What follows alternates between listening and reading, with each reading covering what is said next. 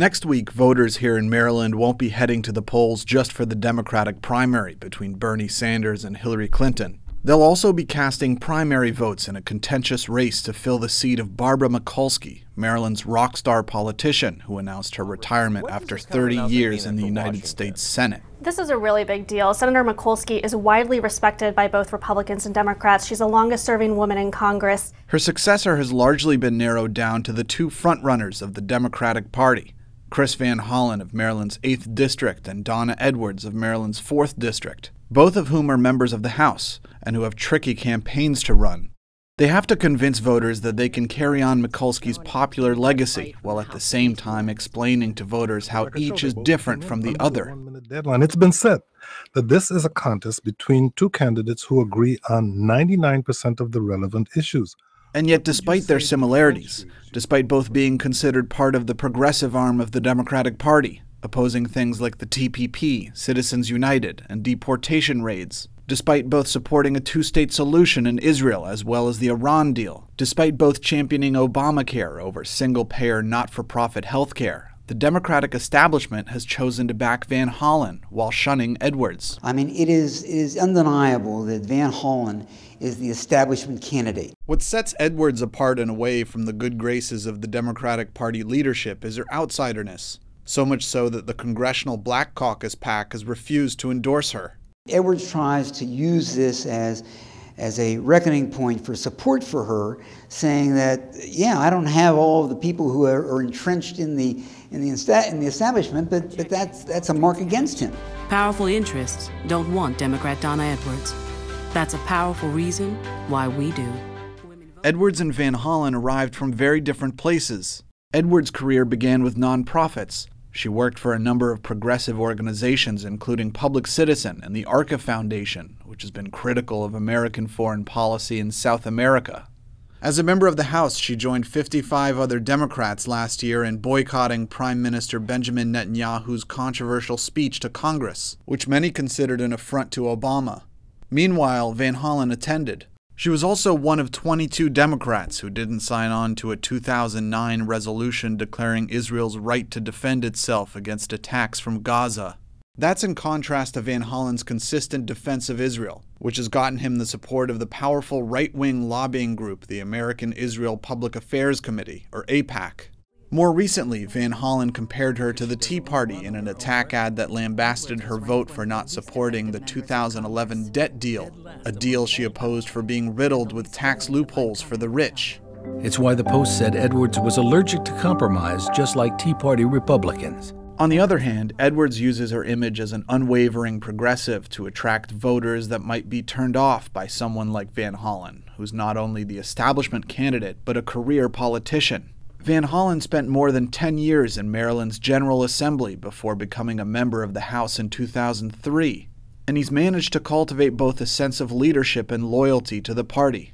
He was chairman of the Democratic Congressional Campaign Committee from 2007 to 2010, a job that requires wooing big donors and building massive fundraising lists. Now he's the top House Democrat on the prestigious Budget Committee.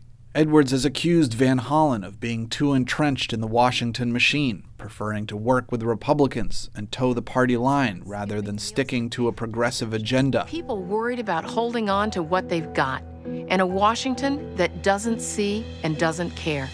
They are why I took on the NRA, why I said no to the Social Security cuts Chris Van Hollen said he'd consider, and why I won't take money from Wall Street banks even though my opponent did. We got a chance last week to sit down and ask Congressman Van Hollen about some of the criticism he's received lately.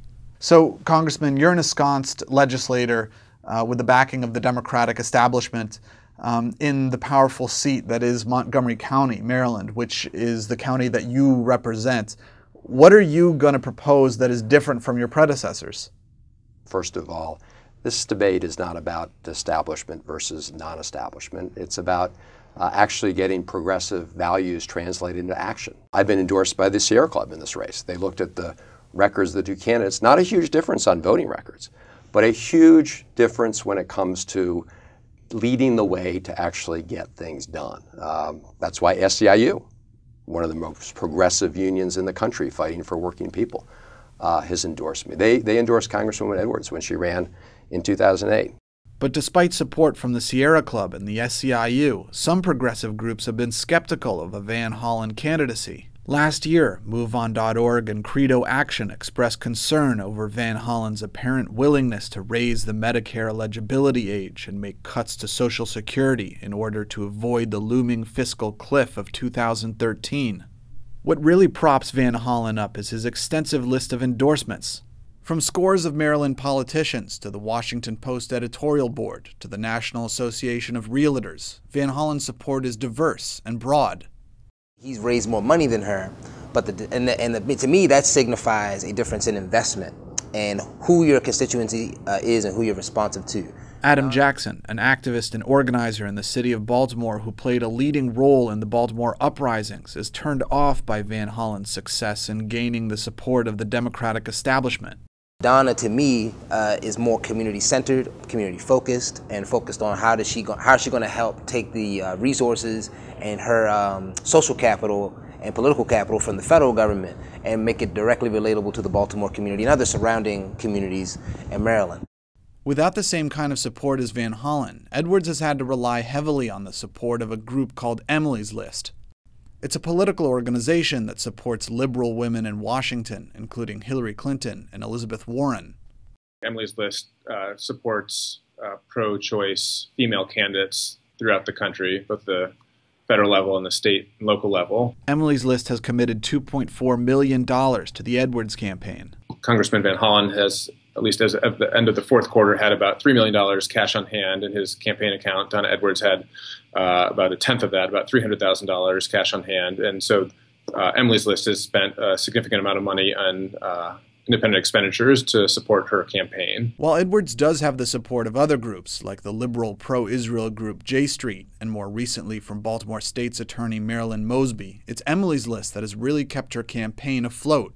At the end of the day, many people, including Jackson, are supporting Edwards because the Democratic establishment won't support her. And many voters in today's political climate want things to be shaken up. That's not really important. What's important is who is actually going to make the structural, who's going to challenge the structure that exists right now in terms of the policies that exist in federal government and on the state level to improve the conditions and quality of life for black people and people of color in Maryland. And I think that's Donna. But how is she going to do that as a Democrat? Well, the thing is, as a Democrat, I mean, I'm registered as a Democrat. Maryland politics is controlled by Democrats. You really can't move without being registered as a Democrat. What's important to me is the institutional structure. Like, because when we talked with her, one thing that she made very clear was that she doesn't get support from the Democratic Party establishment. So I would rather have her elected because she's not going to owe anybody anything. As the primary approaches next week, polls have shown Van Hollen and Edwards neck and neck. But in the most recent Monmouth University poll, Van Hollen seems to have jumped ahead with 52% to Edwards' 36% support, the sharpest division between their supporters being race. As April 26th approaches, the question for Donna Edwards now is, will enough black voters come out in Prince George's County and Baltimore to close that gap? For The Real News, Thomas Hedges, Baltimore.